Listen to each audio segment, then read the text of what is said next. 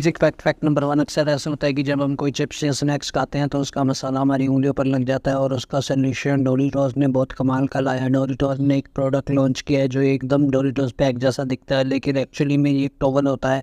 यानी कि आप अपने चिप्स के पैकेट को एक बड़े से बैग में डाल सकते हो और बड़े आराम से अपने चिप्स के पैकेट को खा सकते हो, और खाते हुए आपके इसी बैग से अपनी उंगलियां साफ़ कर सकते हो। और ये बैग पूरी तरह से रीयूजेबल है और वॉशेबल भी है, यानी आप इसे धोने के बाद आप फिर से इस्तेमाल कर सकते हो और अपनी उंगलियों को मसाले से बचा सकते हो।